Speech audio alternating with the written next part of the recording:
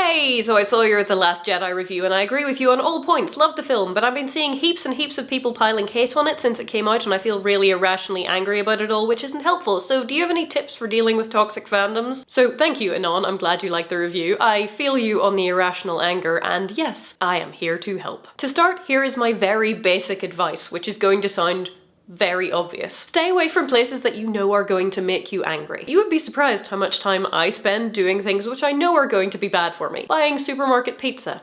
Or browsing Twitter. Choose to do something better. Go read all your bookmarked fanfic. Or learn how to twirl a lightsaber. Or talk to your friends. Maybe meet them in person. Maybe send them a nice long email if they live in Chile. Maybe you could post them a piece of dead tree with your handwriting on it. The possibilities are endless. The point being, it'll die down soon enough and the toxicity will move on to the next outrage, which may or may not be Star Wars related. I mean, it might take a couple of weeks, it might take a month, but pretty soon something else will draw the attention of angry people who like to be angry on the internet. And then everyone who likes the thing will get some peace. But be assured, Anon, you are doing a far healthier thing psychologically by focusing on the things which you like rather than the things which you don't, particularly if the things that you don't like are not actually things that you can change. For example, I stopped watching Doctor Who when I stopped having fun. Maybe I'll pick it up again soon, maybe I won't, but it doesn't really bother me that much. If I like the new season, then I'll watch it. If I don't, then I won't, but no harm, no foul either way. There are plenty of other good things in the world, and my identity is not tied up in having to like one particular piece of media. Besides, focusing on terrible things which you hate is just going to make you angry. And particularly in the case of media which already exists, it's going to make you feel powerless and angry, which is not a good combination. I tend to find the bigger the fandom, the more toxic it is, or rather, the more toxic the toxic parts are. If you have 10 people in your fandom and one of them is a jerk, then basically no one's going to talk to them, and so their toxicity is contained. If you have 100 people and 10 of them are jerks, then they're going to feed off each other's jerkishness. The bigger the fandom, the worse it can feel, and Star Wars is a huge fandom. That being said, the signs of a toxic fandom are the same regardless of its size. Entitlement, shaming, harassment, doxing, you know the drill. Hell hath no fury like a Steven Universe fan who thinks that harassment, death threats, and rape threats are the things that you should send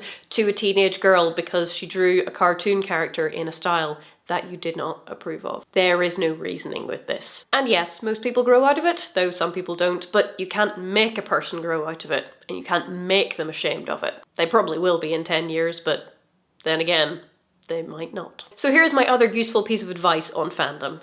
Keep it small. And I don't mean just be in small fandoms, no, I mean be in small fandom groups. Go find people who love the thing in the way that you love the thing, and cultivate actual friendship relationships with them. Not in a Mean Girls kind of way, but in a you like me and I like you and we like the thing, so let's talk about it kind of way. If you can find one fan friend per fandom who you like and genuinely enjoy spending time with, then you are pretty much quids in. If you can find half a dozen, that's just about perfect. Make friends with other fans who are good people, and be a good person yourself. After all, if you want a shiny, beautiful, sparkly fandom, then we need to not be part of the problem. I'm pretty sure that everyone feels like screaming obscenities into the void every now and again. Well, I mean, most people do. But remember, those are other real people over there. Be your best self in fandom. Hang out with other people who do likewise. Disagree with other people all you like. Vigorously, if you like, but do it respectfully and with emphasis on the fact that you still like them as a person, even if you disagree with their opinions. And for the love of all that's sensible,